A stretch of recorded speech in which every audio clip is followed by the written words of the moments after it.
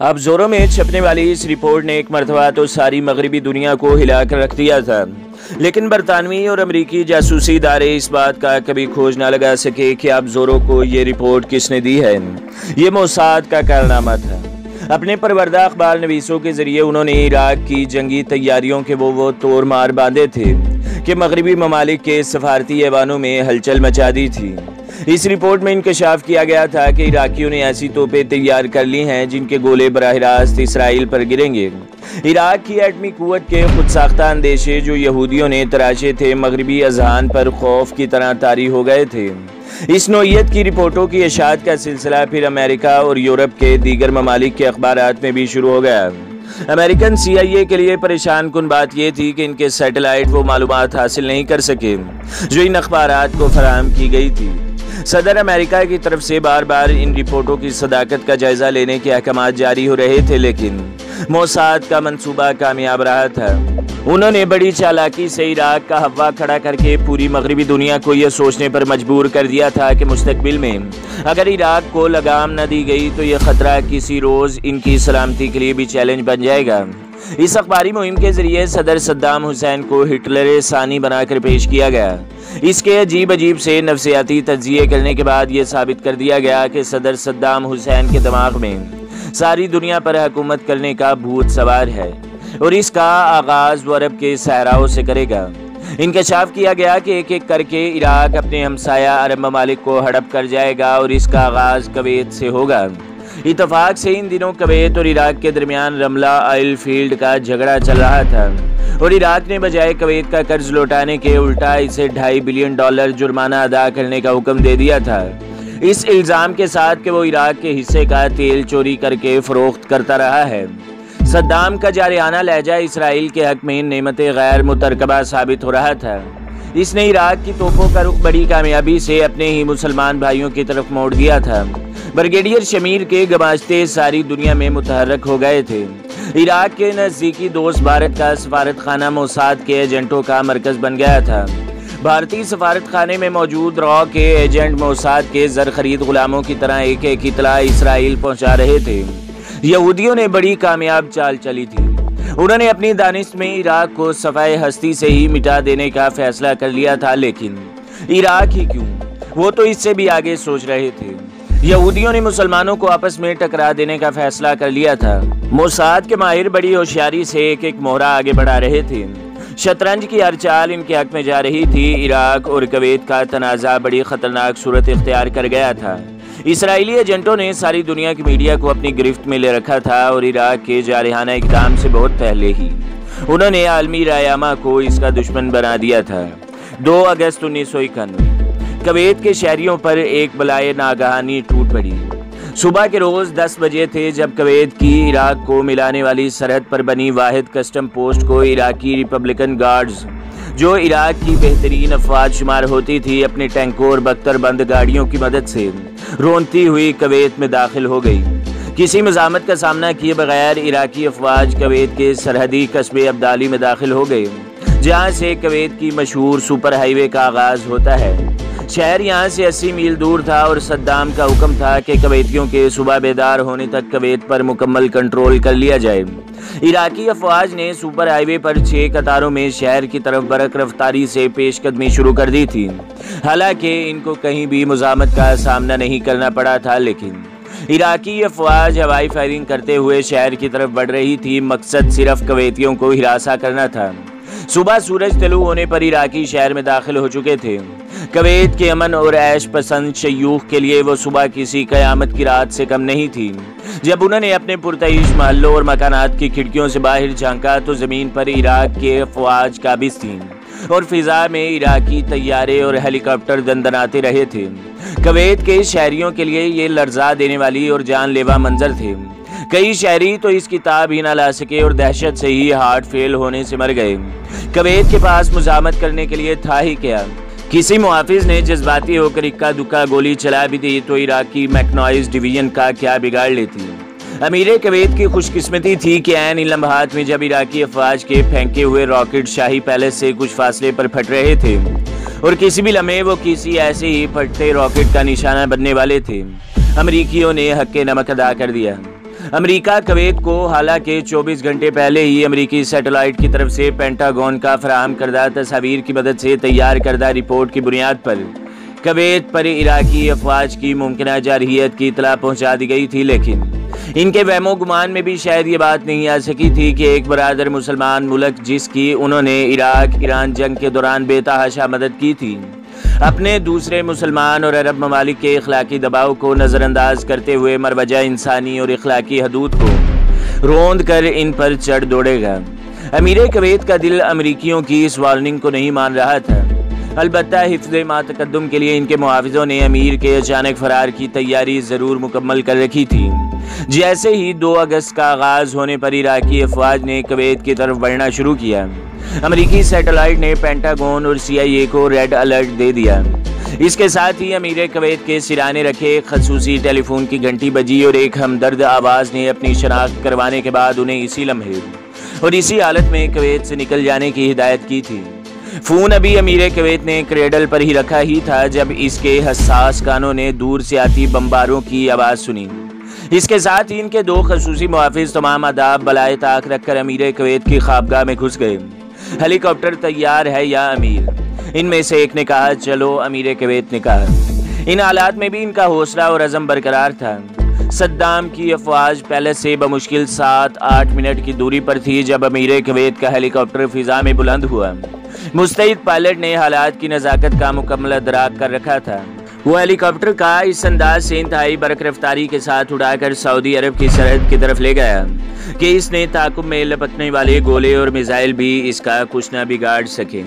Saudi सरहद की तरफ महवे परवाज अमीर कवैत सब्र और तस्लीम और रज़ा का पैकर बना अपने इस इकदाम पर ज़रूर मुतमईन था कि इसने 3-4 रोज़ पहले महल की ख़वातीन और बच्चों को सऊदी अरब पहुँचाकर ख़ुद को आने वाले तूफ़ान की तबाहकारियों से क़दरे महफूज कर लिया है। इराकी रिपब्लिक गार्ड्स के मुस्तैद दस्ते जब महल में दाखिल हुए तो अमीर कवैत का खाली बिस्तर इनका मुंह चिढ़ा रहा था। मामूली मज़ामत हुई जिसमें एक शहजादा मारा गया और इराकियों ने महल पर कब्जा कर लिया। अगले ही लम्हे इराकी टैंक कवैत के सेंट्रल बैंक को अपने घेरे में ले रहे थे, जहां कवैत का ज़्यादातर ज़र, नकद और सोने की ईंटें रखी जाती थीं। इराकियों ने सारा सोना और नकदी लूट ली। इसके साथ ही उन्होंने बड़ी बड़ी इमारत पर बगैर किसी वजह के गोलाबारी शुरू कर दी और चंद मिनटों ही में उन्हें मलबे के ढेर में तब्दील कर दिया। कवैत की इंफॉर्मेशन मिनिस्ट्री में वाक़े रेडियो और टेलीविज़न की इमारत इन टैंकों की वहशियाना गोलाबारी का अगला निशाना बनी, जहाँ से एक ही पैगाम तकरार के साथ नशर हो रहा था, हमारी मदद करो, हमारी मदद करो। चंद मिनट के अंदर अंदर इस आवाज़ का दम घुट गया। इराकियों ने दोपहर ढलने तक कवैत पर कंट्रोल कर लिया था। सद्दाम हुसैन ने अमेरिकन इंटेलिजेंस को कभी ना भूलने वाला सरप्राइज दे दिया था, क्योंकि डेगो गार्शिया में मुकीम बहरी बेड़ा इस पोजीशन में था कि वो इस जारहियत का मुकाबला कर पाता और अमेरिकन रैपिड फोर्स को ओमान से उठाकर यहाँ पहुँचा देता। लेकिन जून के आखिर में अचानक ही CIA को ये उम्मीद हो चली थी कि सदर सद्दाम हुसैन ने अपना इरादा तब्दील कर लिया है और अब वो शायद कवैत पर फौज कुशी न करे। इस इतला को बुनियाद बनाकर डेगो गार्शिया में मुकीम MPS 5 कार्गो जहाज़ों में से एक को कुछ तकनीकी खराबियां दूर करने के लिए नारफोक भेज दिया गया। जुलाई में दूसरे जहाज़ को भी एक ऐसे ही मिशन पर रवाना कर दिया गया और जब सद्दाम ने कवैत पर शबे खून मारा तो अमेरिकियों के लिए रावी चैन ही चैन लिख रहा था, क्योंकि उन्होंने इस दरमियान अपना आखिरी जहाज़ भी जनूबी अफ्रीका के पानियों में पहुंचा दिया था, जिसे वहां से बहरे हिंद पहुंचने के लिए कई महीने लग जाते। सदर बुश इस वक्त 7000 मील की मुसाफत और मगरिब में वक्त के 8 जोनों के फासले पर व्हाइट हाउस के फैमिली क्वार्टर्स में मौजूद था। सुबह 8 बजे का अमल था जब अचानक सदर के मखसूस फ़ोन की घंटी बजी। नेशनल सिक्योरिटी का एडवाइज़र ब्रांड स्कोक्राफ्ट लाइन पर मौजूद था। स्कोक्राफ्ट ने लगी लिपटी रखे बगैर सदर को सब कुछ बता दिया।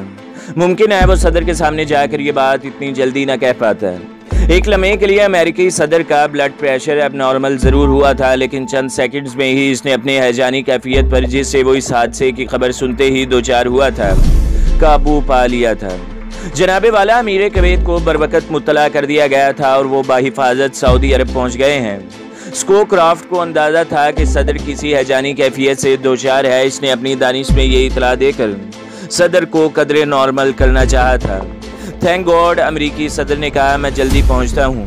हंगामी मीटिंग का बंदोबस्त करो कहकर सदर ने कोई इस्तफसार किए बगैर फ़ोन बंद कर दिया। सदर के लिए परेशान कुन बात यह थी कि CIA को 3 रोज पहले तक इस बात का सबूत यकीन क्यों ना आ सका कि सद्दाम कुवैत को हड़प कर जाएगा। क्या वाकई सद्दाम ने अमेरिकनों को कभी ना भूलने वाला सरप्राइज दिया था। 1 घंटे के बाद सदर बुश नेशनल सिक्योरिटी काउंसिल की मखसूस मीटिंग में मौजूद था। इसके बाद रात गए तक मुशावरत का ये सिलसिला जारी रहा। इस दरमियान सदर मुसलसल एक हैजानी कैफियत में मुब्तला रहा। रात के आखिरी पहर बिलाखिर वो चंद अहम फैसले करने के बाद अपनी ख्वाबगाह में सोने के लिए चला गया। अगले रोज अली सुबह को क्रॉफ्ट अपने ऑफिस में सदर अमेरिका के 2 इंतजामी अहकामात टाइप करवा रहा था, जिनके मुताबिक अमेरिका में इराक और कुवैत के असासे मुंजमद कर लिए जाएंगे। सुबह 6 बजे सदर बुश अपने ओवल ऑफिस में स्कोक्रॉफ्ट के साथ इन ऑर्डर्स पर दस्तखत करने के बाद फौरी जन्म लेने वाले मसाइल के हवाले से बातचीत कर रहा था।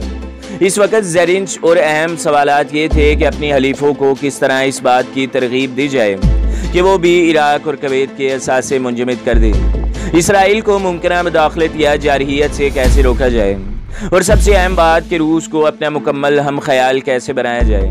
इस इलाके में अमरीकी असर व रसूख को जो शदीद धचका लगा था, इससे क्यों कर निपटा जाए और अमेरिका की आलमी साख कैसे बहाल की जाए। सद्दाम हुसैन ने अमेरिका को बहुत मुनासिब वक़्त पर रुकेदा था। इसने अपनी दानिश में हमले के लिए बेहतरीन वक़्त का इस्तेमाल किया था और ऐन इन दिनों में कुवैत पर कब्जा किया था, जब अमेरिका रूसी सदर गोरबाचोव को दरपेश मुश्किलात के अजाले और जर्मनी के दोबारा इत्तेहाद जैसे अहम मसाइल में उलझा हुआ था, और सदर बुश को मगरबी ममालिक के दूसरे जजीरे और स्पेन जाना था। CNN से हमले की खबर नशर होने के बाद जब सदर बुश पहली बार मंजर आम पर आया तो इस पर सख्ता तारी था। इसने अखबार नवीसों के बेशतर सवालात के जवाबात में खामोशी इख्तियार किए रखी। बहरकैफ इसने मगरिब का दौरा मनसूख नहीं किया और अपने तयशुदा प्रोग्राम के मुताबिक जजीरा स्पेन की तरफ परवाज कर गया, जहाँ बरतानवी वज़ीर आज़म मार्गरेट थैचर इसके इस्तकबाल की तैयारियां कर रही थी। मगरिब की तरफ दौराने परवाज सदर बुश ने सऊदी अरब के शाह फायद और मिस्र के सदर हुस्नी मुबारक से टेलीफोन पर बात करके इनका हौसला बढ़ाया। वो अंदाज़ा कर सकता था कि दोनों हुक्मरानों के लिए इराक की इस जारहियत ने क्या नफसियाती और सियासी सूरत हाल पैदा कर दी है। जज़ायर और स्पेन में मार्गरेट थैचर और सदर बुश के दरमियान 2 घंटे तक अलहदा में खुफिया मुज़ाकरात जारी रहे। मार्गरेट थैचर बहुत मजबूत औरत थी। मिस्टर प्रेसिडेंट, मैं आपके रद्द-ए-अमल से मुतमईन नहीं। सद्दाम को लगाम देनी पड़ेगी। इसे यह एहसास दिलाना ज़रूरी है कि इसने सारी दुनिया को ललकारा है और अब वो जवाबी कार्रवाई से नहीं बच सकता। इसने अमरीकी सदर से बिलाखिर 2 टोक लहजे में कहा, हमें फ़ौरन इस तरफ फौजें रवाना करनी होंगी या फ्रांस की फिक्र न करें। आयरन लेडी ने अमरीकी सदर को, जिसे अब तक 2 मरतबा सुकून आवर अद्वियात दी जा चुकी थी, इत्मीनान दिलाया। बिलाशुबा सदर बुश का ये दौरा बहुत कामयाब था। मार्गरेट थैचर ने इसका हौसला बढ़ा दिया था। वाशिंगटन वापस पहुंचने पर सदर बुश ने नेशनल सिक्योरिटी काउंसिल का हंगामी इजलास तलब किया। इसने अपने मुशीरों से पहला सवाल ही यह किया था कि इस खित्ते में अमेरिका के किन मफादात को खतरा दरपेश है। सदर को तफसील के साथ मुकम्मल सूरत हाल से आगाह कर दिया गया। मीटिंग के खात्मे तक वो बहरहाल एक नतीजे पर पहुंच चुका था। सदर बुश ने इराक पर फौजकुशी करके सद्दाम हुसैन के खतरे को हमेशा के लिए ख़त्म करने का लॉन्ग टर्म मंसूबा बना लिया था, लेकिन अभी तक इसने इशारतन ही यह बात की थी। सदर को अभी एक और अहम मीटिंग के नताइज का ऐलान था। इसी रोज़ दोपहर के बाद पेंटागन के अंदरूनी खुफिया कैमरे में अमेरिका में मुतय्यन सऊदी सफ़ीर शहजादा बंदर बिन सुल्तान, अमेरिकी वज़ीर दफ़ा डक चीनी और chairman joint chief of staff general Colin Powell इस अहम मसले पर तबादला ख्यालात के लिए जमा थे। आप सदर मोहतरम को मेरी हुकूमत के ये जज्बात पहुँचा दीजिए कि अमेरिका सद्दाम को निकालने के बाद जो सज़ा देता है, हमें इस पर शक है। सदर को बता दीजिए कि हमने सदर जिमी कार्टर की इस कार्रवाई को अभी बुलाया नहीं, जब एक ऐसे ही खलफशार के मौका पर सदर जिमी कार्टर ने मुमलिकत सऊदिया के तहफ़्फ़ुज़ के लिए सिर्फ 1 दर्जन गैर मुसल्लह F-15 तैयारे भेजे थे। इस मरतबा कोई बेवकूफ़ ही ऐसी इमदाद कबूल करेगा। शाह फहद को ऐसी इमदाद की ज़रूरत नहीं जो ऊँट के मुँह में जीरे से ज़्यादा अहमियत न रखती हो। हमें इस अमर की यकीन दहानी दरकार है कि क्या वाकई अमेरिका सद्दाम को लगाम देना चाहता है। जनरल पाउल और डक चीनी शहजादे का जारहाना मूड से अंदाज़ा लगा रहे थे कि अमेरिका की जान सस्ती छूटती नज़र नहीं आती। उन्होंने शहजादे को मुतमईन करने के लिए पेंटागन में इराक के मुतवक्के हमले से सऊदी अरब को महफूज रखने के लिए डिज़ाइन किए गए नक्शे दिखाने शुरू कर दिए थे। ये नक्शे एक बंडल की सूरत में गुज़श्ता कई सालों से बंधे रखे थे और आज एक मुद्दत के बाद इन्हें खोलने की ज़रूरत महसूस हुई थी। इस प्लान के मुताबिक बवक्ते ज़रूरत 3 डिवीजन फौज, एक एयर विंग और एक कैरियर टास्क फोर्स खलीज में रवाना की जानी थी। डक चीनी ने शहजादे से कहा कि सदर अभी तक मुतज़ब्ज़ब हैं, लेकिन उम्मीद है कि वो इसकी इजाज़त दे देगा और जल्द ही अमेरिका अफवाज खलीज की तरफ रवाना हो जाएंगी। शहजादा इस मंसूबे से बहुत मुतमईन था, लेकिन इसने अमरीकियों को बावर कराना ज़रूरी समझा था कि सऊदी अरब को ढीली ढाली इमदाद हरगिज़ कबूल नहीं। शाम 5 बजे सदर बुश कौमी सलामती कौंसिल के एक और हंगामी इजलास में मौजूद था। जनाब सदर, हमारी इतलात के मुताबिक अफवाज जनूब में सऊदी अरब की तरफ पेशकदमी करने वाली है। इराकी मुंतखब अफवाज के हर अवल को चौकस कर दिया गया है और सद्दाम हुसैन मशरिकी सऊदी अरब में वाक़े तेल के चश्मों पर कब्जा करके सऊदियों की शहरत पर अपनी गिरफ्त मजबूत करना चाहता है। जनाब सदर, मैं इस नतीजे पर पहुंचा हूं कि सऊदियों के लिए इराकी रिपब्लिकन गार्ड्स को पीछे धकेलना मुमकिन नहीं होगा। CIA के डायरेक्टर विल्बिस्टन ने लगी लिपटी रखे बगैर सदर को बड़े दावे से कह दिया था। बहस का नया दरवाज़ा खुल गया था। इस मीटिंग में मौजूद बेशतर जर्नलों का ख्याल था कि विलियम वेल्बेस्टर ने CIA की गुज़श्ता नाकामी से, जो इराकी अफवाज के अचानक हमले से लाइल्मी थी, दिल बर्दाश्ता होकर इतनी सख्त बात कह दी है और वो इस तज्जिए से मुकम्मल इत्तफाक नहीं करते थे। लेकिन अमरीकी सदर को विलियम वेल्बेस्टर से मुकम्मल इत्तफाक था। मैं इस नतीजे पर पहुंचा हूं कि सद्दाम का अगला हदफ सऊदी अरब है। तेल की सप्लाई पर कंट्रोल हासिल करना इसका मुतमई नज़र है। अब हमारे लिए कोई मुसलहत बाकी नहीं रही। मैं अमरीकी मफादात और आलमी मईशत को दाव पर लगाने का खतरा मोल नहीं लूँगा और अब बड़ी मुहिम जोई नागज़ीर होती जा रही है। सदर ने फैसला कुन लहजे में कहा। जनाब सदर, क्या हम ये समझे कि आपने रेत में दीवार खड़ी करने का फैसला कर लिया है? जनरल पाउल ने अमरीकी सदर के दिल की गहराइयों में झांक लिया था कि अमरीकी फ़ौज के कमांडर इन चीफ अमरीकी सदर के दिल की गहराइयों में उतरने का ख़तरनाक फैसला कर लिया है। कुछ भी करना होगा, सद्दाम को सबक सिखाना होगा। अमेरिका कम से कम इतनी फ़ौज खलीज में उतारेगा कि सद्दाम को छठी का दूध याद आ जाए और सऊदी अरब पर हमले की जुर्रत ही न कर सके। सदर अभी तक हतमी बात नहीं कह रहा था। जनाब सदर, कौन सी अफवाज भेजी जाए? डक चीनी ने सवाल किया। तुम कल सुबह मुझे कैंप डेविड में मिलो। सदर ने अपने वजीर दिफा की बात का जवाब देने के बजाय जनरल पाउल को देखते हुए कहा। अब वो डक चीनी से मुखातिब हुआ। हमें खलीज में जाना चाहिए। मेरी मालूमात इतनी मुकम्मल नहीं कि फौरी तुम्हारे सवाल का जवाब दिया जाए। मीटिंग रूम से कुछ फासले पर मौजूद मुलाकाती कमरे में मिस्र के सफ़ीर से हाथ मिलाने के बाद कैटसॉक टेंस की तरफ जाने के लिए अमेरिका मैरीन कोर के हेलीकॉप्टर में सवार होने से पहले सदर ने मिस्र के सफ़ीर से कहा, अगर सऊदी अरब ने इमदाद मांगी तो हम अपने दोस्त को इतने बड़े पैमाने पर इमदाद देंगे कि सद्दाम बौखला कर रह जाएगा।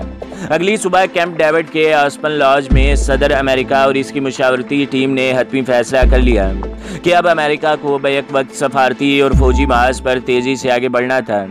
जॉन बेकर ने यहीं से सफारती हमले का आगाज किया और शिकार करने मंगोलिया की तरफ चल दिया। वहां से अगले रोज वो मास्को जा पहुंचा।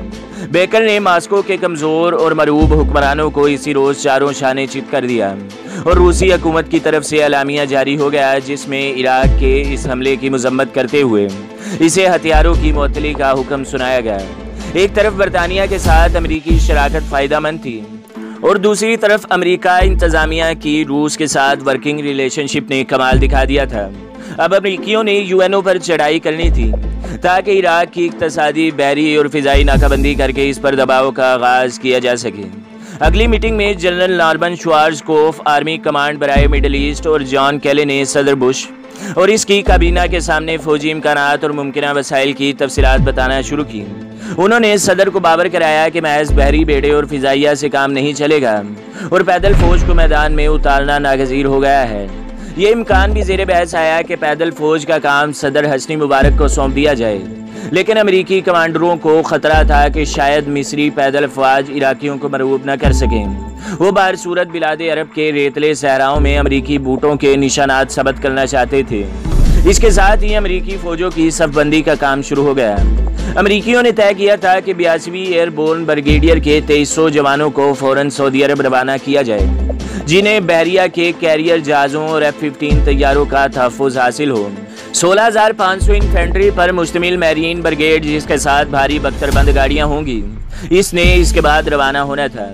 इसके पीछे 101 एयर मोबाइल डिवीजन के 19,024वीं हैवी आर्म्ड डिवीजन के 12,000 नौजवान, जिन्हें सहराई जंग की खसूसी तरबियत हासिल थी, रवाना होंगे।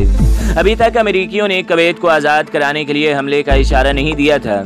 वाहिद जारियाना कार्रवाई अगर कोई की गई थी तो वो ये थी कि अगर सद्दाम हुसैन ने सऊदी अरब के ऑयल फील्ड्स पर हमला किया तो अमेरिका अफवाज इसका मुंह तोड़ जवाब देगी। सद्दाम हुसैन ने इराक के ताबूत में एक और कील ठोंक दिया था। इसने अचानक ही अपना फैसला बदल लिया था। अरब भाइयों से इसने अगले 24 घंटों में कुवैत से निकल जाने का वादा किया था, लेकिन अब अचानक इसने कुवैत को इराक का सूबा बनाने का ऐलान कर दिया था। इस सूरत हाल ने शाह फहद को फिर हैजान में मुब्तला कर दिया।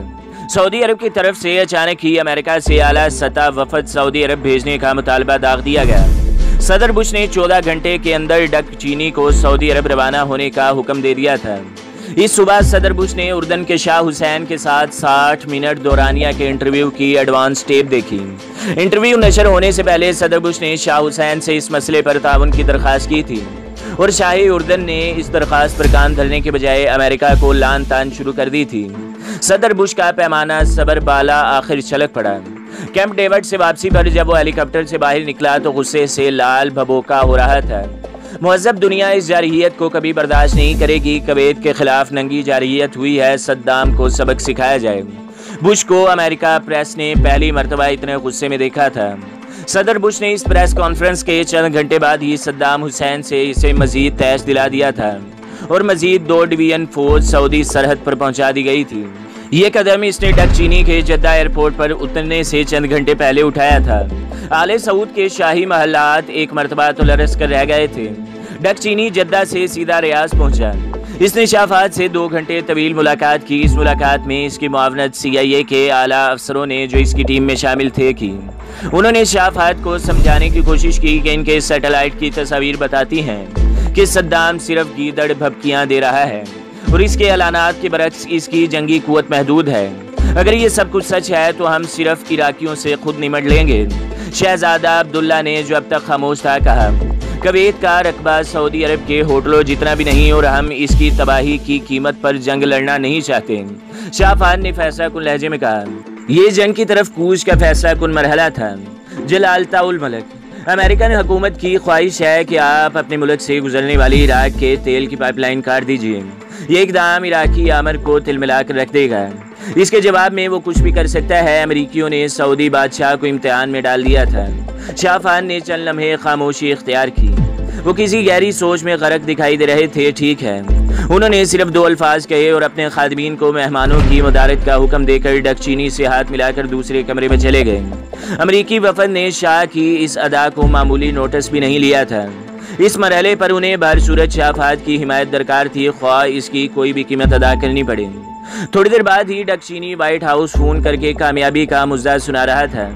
इसके फोन का राब्ता ओवल हाउस में स्पीकर फोन से कर दिया गया था, जहां सदर बुश, स्कोक्रॉफ्ट और कोलन पावेल बरतानवी वज़ीर-ए-आज़म मार्गरेट थैचर से मुलाकात कर रहे थे।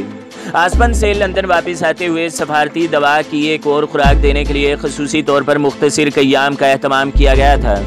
इस दरमियान बरतानिया की आयरन लेडी ने सदर बुश को हर तरह अपने ताउन की यकीनदहानी करवाते हुए ये भी बावर करवा दिया था कि यूरोपीय यूनियन में अभी इतना दमखम नहीं है कि वो बरतानिया के किसी फैसले के खिलाफ एहतजाज कर सकें। डक चीनी और सदर बुश जब फोन पर गुफ्तगू कर रहे थे तो इस महफिल में बेकर, व्हाइट हाउस का चीफ ऑफ स्टाफ जॉन स्नोनो और नायब सदर डॉन कोयल भी मौजूद थे। यह अमेरिका की मिनी काबीना का इजलास था। अगले रोज सदर बुश ने टीवी पर अपनी कौम से खिताब करते हुए मशरिकी वस्ता में अमरीकी फौजें रवाना करने के अहम तरीन फैसले का ऐलान कर दिया था। हमारा ये इक़दाम जारहियत नहीं बल्कि जारहियत के खिलाफ कमजोरों का दिफा है। सदर ने कनाडा और बरतानिया का शुक्रिया खास तौर से अदा किया था और ये गोरे अफशानी भी फरमा दी थी कि मार्गरेट थैचर से बढ़कर आज़ादी और खुद मुख्तारी का दोस्त कोई नहीं। फ्रांस, जर्मनी और जापान से ताउन का मामला भी बाकी है।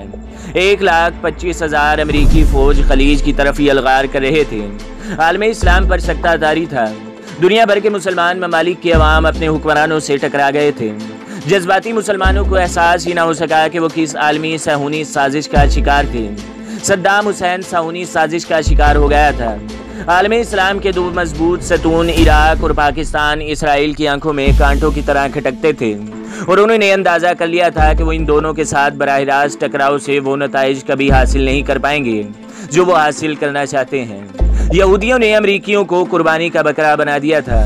खुद को बज़्म क़ुवैस सुपर पावर बताने वाले अमेरिका इसराइल के जाल में फंसता जा रहा था। सारी दुनिया के मुदब्बर मुसलमान और इनकी हुकूमतें जो इस साजिश को समझने लगी थी अपने अवाम को ठंडा कर रही थी।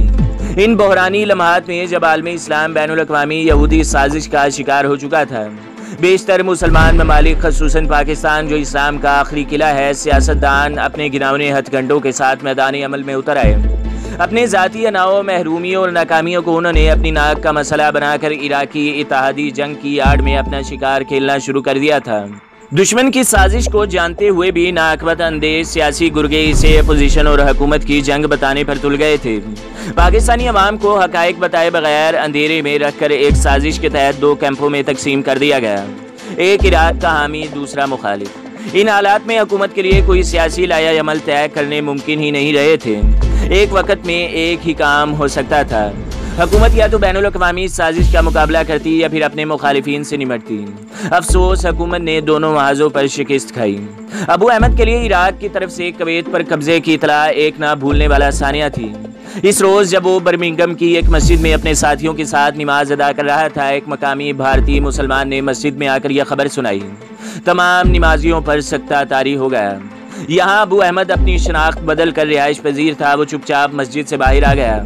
अपने घर की तरफ कार ड्राइव करते हुए वो सोच रहा था कि इनके अंदाजे कितने गलत साबित हुए। फ़लस्तीनियों ने अपनी जानें हथेली पर रखकर इराक को मजबूत किया था, वो इसलिए कि वो इनकी नई उम्मीद था। मुसलमान हुक्मरानों से वाबस्ता इनकी उम्मीदें एक एक करके दम तोड़ने लगी थी।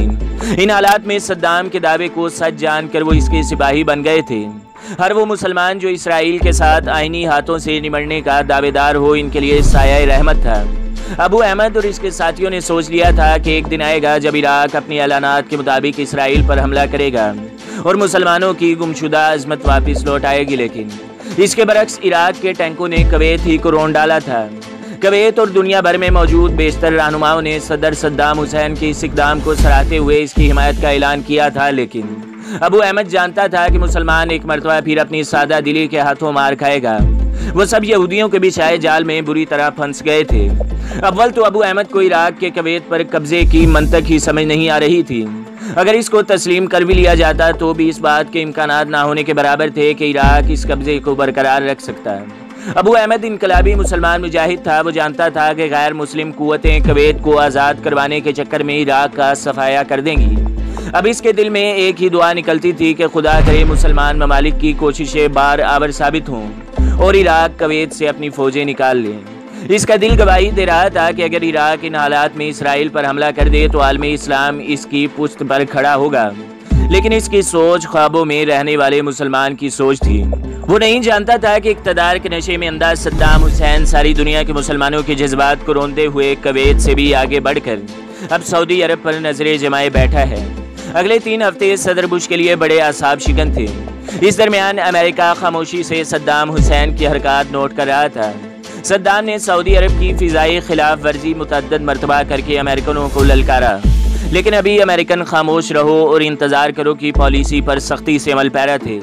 सदर बुश को रोज़ाना सैटेलाइट की तस्वीर भेजी जाती थी जिनमें दिखाया गया था कि इराक हर अव्वल अब सऊदी अरब की सरहद की तरफ बढ़ रहा है और सद्दाम अपनी ताज़ादम अफवाज के दस्ते अगले महाजों पर पहुंचा रहा है। सदर बुश ने अब अगला सफारती हमला किया और अक़वाम मुत्तहिदा की करारदाद को मजीद मौसर करवाने के चक्कर में इराक की बहरी नाकाबंदी शुरू कर दी थी। खौफजदा और इंतहाई मोहतात अमेरिकियों के लिए वो लम्हात इंतहाई हैरानकुन थे जब अमेरिकनों ने एक इराकी ऑयल टैंकर को जो सरहदी नाकाबंदी तोड़ने की कोशिश कर रहा था अपना निशाना बनाया और इराक की तरफ से बगैर मुज़ाहमत के पसपाई इख्तियार कर ली। हालांकि अमेरिका किसी सख्त रद्द अमल की तवक्का कर रहे थे। देख का जायका चखने के लिए अमेरिकनों ने चंद चावल ही चखे थे। अब कोई गलत फहमी बाकी रही भी थी तो वो ख़त्म हो गई थी। 3 बहरानी हफ्ते इस कैफियत की नज़र हो गए। इन 3 हफ्तों में अगर इराक चाहता तो बड़ी आसानी से गल्फ़ के साहिल की निचली सीमत में उर्दन के रास्ते इसराइल की तरफ मुत्तहिदा अरब इमारात तक एडवांस कर सकता था। लेकिन इराक का मर्द आन सिर्फ गीदड़ भपकियों से काम लेता रहा। इन 3 हफ्तों में इसने एहतियातियों को मौका दिया था कि वो इत्मीनान से अपनी अफवाज मिडिल ईस्ट में अपनी मर्जी के साहिलों और ज़मीन पर उतार लें। सद्दाम के ढोल का पोल इस मरहले पर खुल गया था। इस दरमियान अमेरिकनों ने 50 B-52 बम्बार तैयारे डेगो गार्सिया में जमा कर लिए थे। सिर्फ 3 B-52 तैयारों से अहदाफ पर 76,500 पाउंड बारूद गिराया जा सकता था।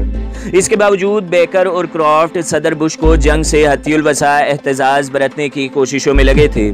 पेंटागन ने फिलवक्त यही मंसूबा बनाया था कि अगर नागजीर हुआ और इराक ने अपनी अफवाज सऊदी अरब में दाखिल कर दी तो वो इराक के इंतहाई अहम फौजी नोयत के अहदाफ पर फिजाई हमले करेंगे, लेकिन ज़मीनी जंग का अभी तक कोई मंसूबा ज़ेर बहस नहीं आया था। अभी तक अमेरिकन सद्दाम की धमकियों का जायजा ले रहे थे। बिलाखिर उन्होंने सद्दाम को मैदान में उतारने का फैसला कर ही लिया था। 4 अगस्त को जनरल कोलन पावल का हुक्म पेंटागन को मौसूल हुआ था। इंडिपेंडेंस और आइजनहावर समेत 50 जंगी जहाज़ों का रुख खलीज की तरफ मोड़ दो। इस रोज़ फ्लोरिडा में जनरल शवाज़कोफ के हेडक्वार्टर को इंतहाई अहम हुक्म जारी हुआ। अफवाज की सबबंदी के तफसीली मंसूबे तैयार कर लिए गए थे। अगले रोज chief of transport commander general Hansford Johnson को हुक्म मिला कि वो अमरीकी तारीख में तेज तरीन और सबसे बड़ी फौज को दूर दराज मकामात पर पहुंचाने के लिए स्टैंड बाई पोजीशन में आ जाए। कर्नल रॉकफील्ड, जो वाशिंगटन नेवी यार्ड में सी लेफ्ट के मरकज पैगामात में ऑन ड्यूटी था, इसके सामने अहकामात के ढेर लगते जा रहे थे। बड़ी अफरा तफरी में वो अपने दफ्तर तक पहुंचा था और वहां मौजूद आहिनी सेफ से एक पुराना नक्शा निकाला जिसमें अमरीकी हाई कमान की तरफ से मशरिकी वस्ता में सफबंदी का मंसूबा बनाया गया था। उफ मेरे खुदाया, सब कुछ कैसे मुमकिन होगा? इसके मुंह से बेसाख्ता निकला, क्योंकि फिलवक्त ये मंसूबा इसके किसी काम नहीं आ सकता था। पेंटागन के पास सन 88 में तैयार करदा एक मंसूबा 10-88 मौजूद था, जिसमें प्लान किया गया था कि अमेरिका खलीज फोर्स में लड़ाई किस तरह लड़ सकता है। लेकिन अब इसका बुनियादी फरीज़ा ही गलत साबित हो रहा था, क्योंकि ईरान इस जंग का हिस्सा नहीं था। इस मंसूबे के मुताबिक भी सदर को 30 दिन के अंदर अपने अहकामात पेंटागन को पहुंचाने थे, जबकि यहाँ सूरत हाल बिल्कुल मुख्तलिफ थी और सद्दाम ने अमेरिका को तैयारी का मौका ही नहीं दिया था। सन 99 के मौसम गर्मा में joint chief of staff committee की इस रिपोर्ट के बाद कि अब रूस से बराह रास्त तसादुम का कोई खतरा बाकी नहीं रहा, जनरल शवाज़कोफ ने एक नया प्लान नंबर 10-90 पर काम शुरू कर दिया था।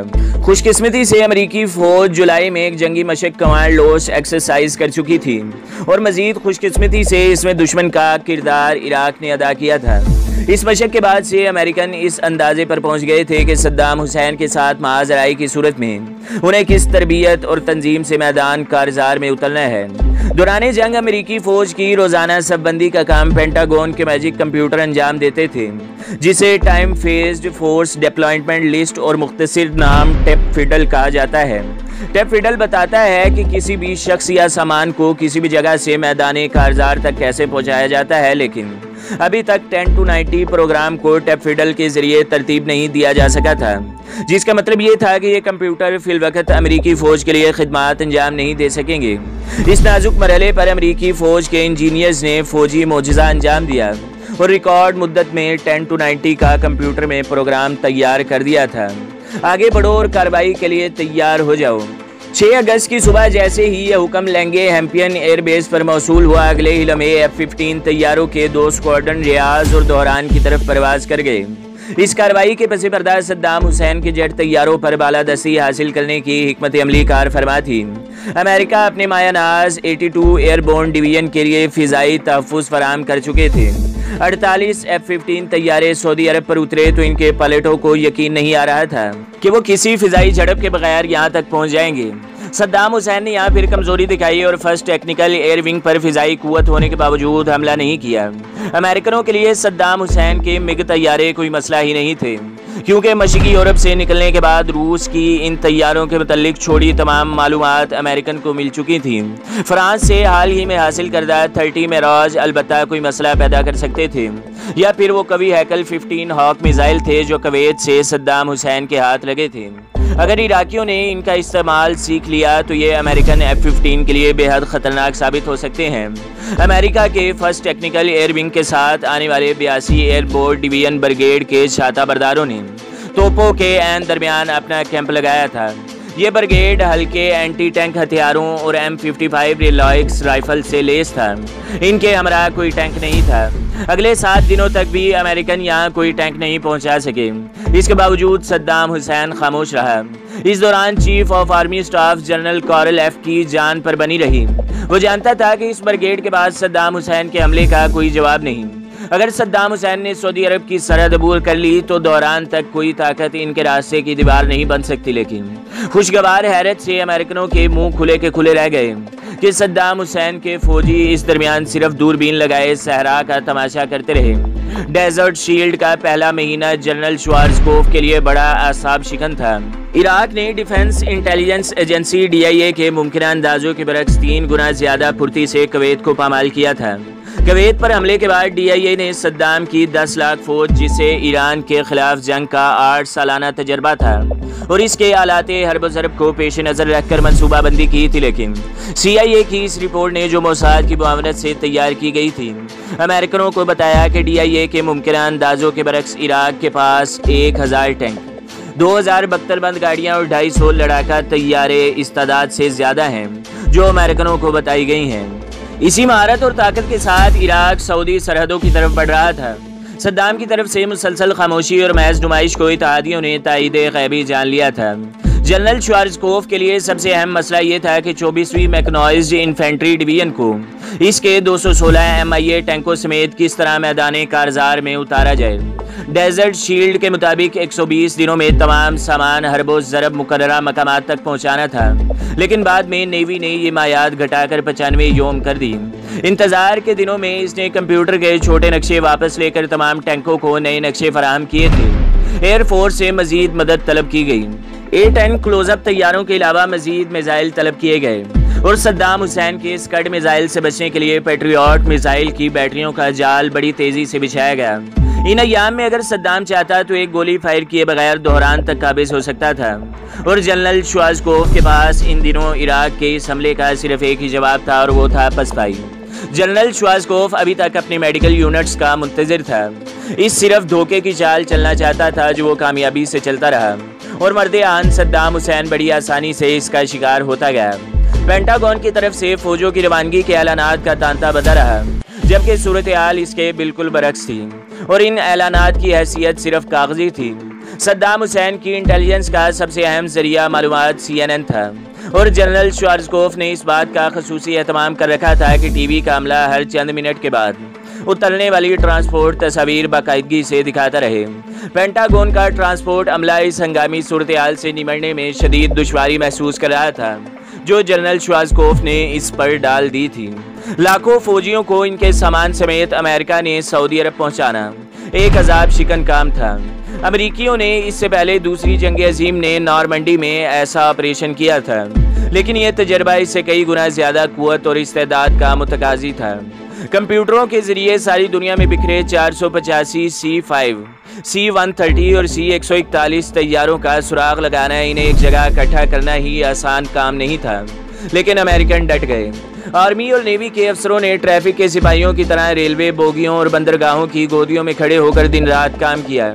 कई दफ़ा ऐसा हुआ कि कार्गो तैयारे गलत मकामात पर उतर गए, तोपे कहीं और इनका एमुनेशन कहीं और उतार दिया गया। लेकिन अगस्त के आखिर तक कार्गो तैयारों ने रोजाना 300 परवाजों का रिकॉर्ड कायम करते हुए 72,000 फौजी और 1 लाख टन सामान खलीज में पहुंचा दिया गया। नेवी के हालात इससे भी ज्यादा नाजुक थे। भारी साजो सामान के नकलो हमल के लिए दूसरी जंग अजीम में इस्तेमाल शुदा 96 विक्ट्री जहाज़ों से काम लिया गया। परेशान हाल नेवी के आला अफसरान अमेरिका भर में इस हमले को तलाश करते रहे जो पुराने बॉयलरों को चलाने का तजर्बा रखते थे। इन बोसीदा जहाज़ों के जरिए अमेरिकनों ने बहरे ओकियानोस अबूर करने का खतरनाक मरहला बड़ी कामयाबी से तय कर लिया था। बाद अज़ खराबी बसियार 8 तेज़ रफ्तार सी लिफ्ट जहाज़ों को काबिल इस्तेमाल बनाया गया और अवाइल सितंबर तक 24वां डिवीजन खलीज में पहुंच गया तो श्वार्ज़कोफ के दम में दम आया। इस दरमियान वो मुसलसल इस खौफ का शिकार रहा कि कहीं सद्दाम हुसैन इस पर अचानक हमला न कर दे। लेकिन सारी दुनिया के जंगी मुबस्सिरीन ये समझने से कासिर रहे कि सद्दाम हुसैन ने अगर हमला नहीं करना था तो ये सारा घड़ाक फैलाने की ज़रूरत ही क्या थी। अमरीकी जर्नैल इस खौफ से कांप रहे थे कि जब इसके मुर्दा सिपाही अमेरिका पहुंचने शुरू हुए तो इनके कौमी मुराल का बेड़ा गर्क हो जाएगा। सद्दाम दावे करता रहा, लेकिन इसके दामों की हैसियत गीदड़ भपकियों से ज्यादा कुछ नहीं रही। सद्दाम के जनरल श्वार्ज़कोफ को मुसलसल हैरत और खौफ में मुब्तला करने की पॉलिसी पर कामयाबी से अमल पैरा रहे। जनवरी के आगाज में इसने अपने मायानाज रिपब्लिकन गार्ड्स की 1.5 लाख नफरी को जनूबी इराक से लाकर इन हालात में सऊदी सरहदों पर बिठा दिया, जबकि उन्होंने अपनी जंगी मशकों में अभी तोप चलाने की मुकम्मल तरबियत भी हासिल नहीं की थी। लेकिन सद्दाम को सिर्फ यह इत्मीनान ज़रूर हासिल था कि ये लोग मोर्चे नहीं छोड़ेंगे और अपनी AK-47 तोपों से फायर करते रहेंगे। इनके पीछे मजबूत मैकेनाइज्ड और आर्म्ड यूनिट्स और आखिर में रिपब्लिकन गार्ड्स तैनात थे। सद्दाम के जनरल इंतहाई जदीद और मजबूत सफ बंदी कर रहे थे, लेकिन तारीख इस मरहले पर खामोश है कि आखिर किसके लिए। अमरीकी हैरान रह गए जब इसने कुवैत के साहिल के साथ इन्फेंट्री यूनिटों की जगह आर्म्ड दस्ते तैनात कर दिए। इराक और सऊदी अरब के दरमियान गैर जानिबदार इलाके में बख्तरबंद दस्तों ने पोजीशन संभाल ली। वो लाइन जिस पर श्वार्ज़कोफ चारों तरफ से हावी होना चाहता था खतरनाक हद तक तब्दील हो गई। साफ दिखाई दे रहा था कि अगर कोर नंबर 13 सामने से गुजरने में कामयाब हो जाए तभी वो रिपब्लिकन गार्ड्स को घेरे में ले सकेगी। इराकी ऐसी पोजीशन में चले गए थे कि वो जब भी चाहते कुवैत से जवाबी हमला करके अमरीकियों के मंसूबे पर पानी फेर सकते थे। श्वार्ज़कोफ इस मरहले पर वाकई घबरा गया। इसे वसी तर फैलाव के साथ एडवांस करना था ताकि हमले की सूरत में रिपब्लिकन गार्ड्स को इराकी फौज से काट कर रख दे। हंगामी बुनियादों पर पेंटागन ने एक मरतबा फिर जनरल श्वार्ज़कोफ की दरखास्त पर जर्मनी में मुकीम 7वीं कोर को खलीज में पहुंचाना शुरू कर दिया था। 30 अक्टूबर को जनरल पावर और डक चीनी ने अमरीकी सदर को बताया कि डेजर्ट शील्ड का दूसरा मरहला यानी नया फौजी इज्तिमा 15 जनवरी तक मुकम्मल हो जाएगा। अगले रोज सदर बुश, हार्वियन Baker, general Powell, Dick Cheney पर मुश्तमिल टीम ने एक हंगामी मीटिंग में तवील बहसों मुबाहिसे के बाद ये नतीजा अखज़ किया कि सद्दाम हुसैन पर अभी तक अमरीकी फौज दबाव का कोई असर नहीं पड़ा और वो अपनी जिद पर अड़ा हुआ है। जनाबे सदर, हमें अब दफा से निकल कर हमले की पोजीशन में आना चाहिए। मुझे अफसोस से कहना पड़ रहा है कि इसके सिवा कोई चारा बाकी नहीं रहा। अमरीकी सदर इस बात को समझता था कि फौजों की तादाद में बतदरीज इजाफा जंग का लाजमी पेश खेमा बन जाएगा, लेकिन इसके सिवा और कोई कर भी नहीं सकता था। इस अहम तरीन खुफिया इजलास में इस अमर से इत्तफाक किया गया कि बैनुल अक़वामी कोलिशन के मेंबरान को हिकमत अमली में की गई तब्दीली से लाजमन मुतला किया जाएगा। ये सवाल अपनी जगह गौरतलब था कि इसका अंदरून मुल्क रद्द अमल क्या होगा। 3 नवंबर को बेकर फिर एक नाजुक मिशन पर जा रहा था। अमेरिका अब अक़वाम मुत्तहिदा से एक ऐसी करारदाद पर मोहर साबित कराना चाहता था जिसमें इस अमर की इजाज़त हो कि अगर सद्दाम कुवैत से गैर मशरूत वापसी इख्तियार न करें तो इसके खिलाफ ताकत इस्तेमाल की जा सके। बेकर सीधा जद्दा पहुंचा, जहां पहले मरहले पर इसे अहम कामयाबी मिली जब शाह फहद ने बादल नखास्ता ही सही इस मंसूबे पर हुक्म सादिर कर दिया। इसकी अगली मंजिल मास्को थी, जहां एक कबात पहले ही से दरपेश थी कि गोरबाचोफ ने अपना ज़ाती LG प्रेमाकोफ, जो पुराना अरबी दान और इराक का ज़बरदस्त हामी रहा था, बगदाद भेज दिया था, जबकि रूसी वजीर खारजा शेवर्ड अमरीकी वजीर खारजा बेकर का हामी था। गोरबाचोफ परेशान था कि किसका साथ दे और किसका न दे। इस मसले पर इसकी काबीना वाकई 2 ग्रुपों में बट गई थी, लेकिन कामयाबी बेकर का मुकद्दर बनी।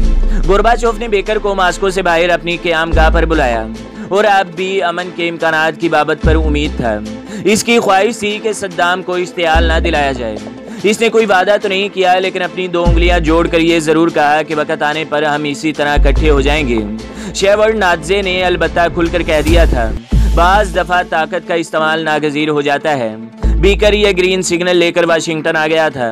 अक्टूबर के आखिर में सदर बुश ने खलीज में अपनी फौजों की तादाद 2 गुना करने का ऐलान करके जंग के फैसले पर मोहर साबित कर दी थी। अमेरिका UNO के सेक्रेटरी जनरल पर दबाव डाल रहा था कि सद्दाम के खिलाफ ताकत के इस्तेमाल की इजाज़त के बारे में करारदाद की तौसीक कर दे। इसकी राह में सिर्फ एक रुकावट थी और वो था रूस का डेडलाइन के लिए बढ़ता हुआ इसरार। रूस ने 15 जनवरी पर जोर दिया और इसकी बात मान ली गई। 20 दिसंबर को सदर बुश ने बीवाइल मुरक का सालाना शिकार खेला। नए साल की तकरीब इसने होस्टन में मनाई, फिर 12 दिन की रुखसत पर कैंप डेविड रवाना हो गया। साल नौ के आगाज तक इसकी खुशफहमी बरकरार रही। सद्दाम को आखिरी मौका देने के लिए इसने पेशकश की कि वो बेकर को इराकी वजीर खारजा तारक अजीज के साथ मुलाकात के लिए जेनवा भेजेगा। दुनिया में उम्मीद की नई किरण फूटी, मुसालहत की क्यास आराइयाँ जन्म लेने लगी। बुश को तारक अजीज पर एतमाद नहीं था। सदर जानता था कि इसकी हैसियत एक गुलाम से ज़्यादा कुछ नहीं और वह इतनी हिम्मत भी नहीं रखता कि बेकर और अपने दरमियान होने वाली कोई ऐसी गुफ्तगू भी सद्दाम तक पहुंचा सके जिससे सद्दाम का मूड ख़राब हो जाए।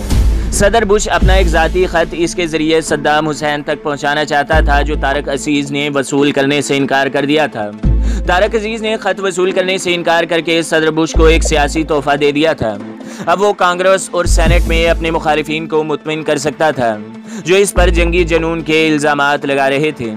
3 रोज़ बाद कांग्रेस में ताकत के इस्तेमाल पर वोटिंग हुई। सेनेट में सिर्फ 5 वोटों के फ़र्क से इसे मंजूरी का सिग्नल मिल गया। सदर सद्दाम अपने मुतालबात पर अड़ा रहा।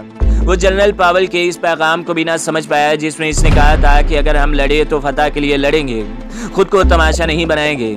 इसके नाकबत अंदेश और खौफज़दा मुशीर इसके हाँ में हाँ मिलाते रहे। बिलाखिर वो मनहूस घड़ी आ गई जब बगदाद की फ़िज़ाएं इत्तेहादियों के तैयारों की गड़गड़ाहट से गूंज उठी। ऑपरेशन डेजर्ट स्टॉर्म शुरू हो गया था। बिलाखिर यहूदी मंसूबा कामयाब हो गया। अपने 4-5 शहरियों और 5-7 मकानात की कुर्बानी देकर मोसाद ने आलम इस्लाम के आहनी सतूनों को मस्मार करवा दिया था। आज मोसाद के हेडक्वार्टर में जश्न मुसर्रत बरपा था। ब्रिगेडियर शमीर ने फतह का जाम तजवीज़ करते हुए कहा, यह हमारी फतुहात का आगाज़ है। हमारी अगली मंजिल है कहूटा रिएक्टर जिसके लिए हमारे भारतीय दोस्त हमारे शाना बशाना खड़े होंगे। रॉ के अफसरान की खसूसी टीम इस जश्न मुसर्रत में शमूलियत के लिए तलुबैब पहुंची थी। अमरीश पुरी और ब्रिगेडियर शमीर ने अपने जाम आपस में टकराए। इसके साथ ही रॉ और मोसाद ने अपना हिस्सा इस फतह में डाला और शराब अपने हलक में उंडेलने लगे। इनके सामने पाकिस्तान का नक्शा दीवार पर मौजूद था जहां कहूटा के गिर्द सुरख दायरा लगाकर एक खास मुकाम पर मोसाद के चीफ ने एक छोटा सा तीर गाड़ दिया था। नया चैलेंज इनके सामने था। अपने मकरू अज़ाइम के साथ एक मरतबा फिर वो यहाँ मौजूद थे ऐन इन लम्हात में जब पाकिस्तान के सियासी ऐवानों में जूतियों में दाल बट रही थी, जब पाकिस्तानी सियासतदान अपनी हर मुमकिन कोशिश से मुल्की सालमियत की जड़ें खोखली करने में मसरूफ़ थे।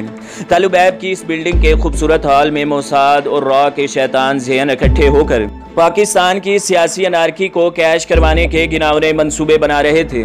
तो दोस्तों, कैसा लगा आपको ये हमारा प्यारा सा नावल? अगर आप और बहुत से नावल सुनना चाहते हैं तो हमारे चैनल को सब्सक्राइब करें, वीडियो को लाइक करें और बेल के आइकन को भी दबा दें ताकि हर जो आने वाली वीडियो है वो आपको सबसे पहले मिलती रहे।